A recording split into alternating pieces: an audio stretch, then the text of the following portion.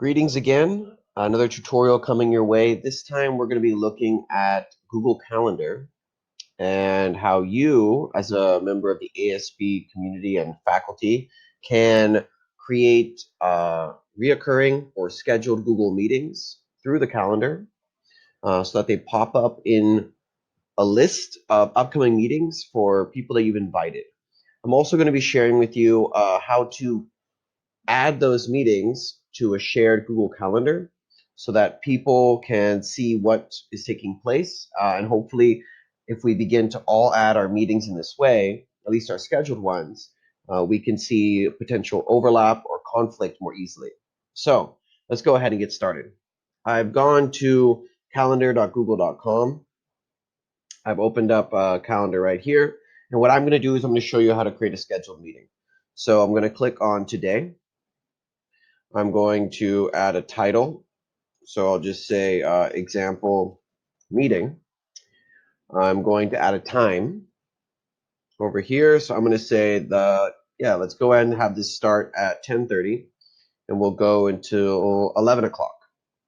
Now, here is where you begin to get to the most important parts of this tutorial, which is how to get guests invited and also how to get it onto the shared calendar. So if I go ahead and I add guests, say for example, I'm going to add Mario on this. So I'll put Fishery M. I'll add him as a guest. Over here down below, I can look at the conference details. So by default, it will create and generate a meeting room for me, which works fine if you're having a meeting just once. You don't need to use a particular room. However, if you already have a meeting room set up, and you already have the link to that meeting room, you can go in here and you can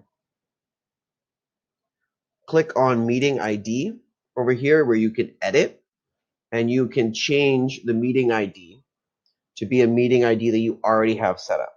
So for example, I already have a meeting room where myself and Linus and John and Landon, we meet with our students and we use that as our office hours. So if I were to go into that, and if I were to go to my meeting details, I can look over here and I can see what the meeting URL is, and I can copy that. I can go back over here. I can paste that. And then the last step for me is I'm going to be adding the shared Google Calendar. So all you have to do is under the guests, you type in Google Meet, and that's going to be able to be added as a person. And I'm going to put this on my calendar, add Google Meet on there. Just make sure one more time that I have the right link. Yep. Just double checking. I have Google Meet added as a participant. So it's going to show up in my calendar and it's going to show up in the shared Google Meet calendar. Looks good. I'm going to save this. I'm not going to send invitation emails because this was just a test, but you normally would want to send this. So once it's saved, now it's been added.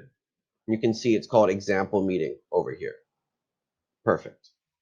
Now, if you want to get access to this shared calendar, we'll be sending out a link, and I can even put, I'll be sharing out a link with you so that you can easily add that, and you can see I have it over on my left-hand side here where it says my calendars. I have this yellow calendar, it's called Google Meet, and when that is selected, I'm going to see events that have been added to that. So that wraps up to our tutorial today. I hope that you can begin using this as a way to schedule your meetings. Just to show you one other last thing before I go, what I was talking about previously is if I end this meeting, I return to the home screen.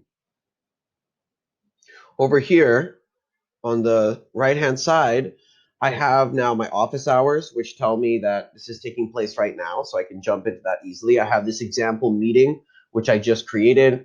I have a technology orientation with a new family coming up, and I have a check-in with Fiona. So all of that is appearing there, and it makes it much easier for people to know and sort of schedule their day, compartmentalize, and to see what's coming up in terms of meetings. Thank you so much for your time. Let me know if you have any questions, and I'd be happy to support you further.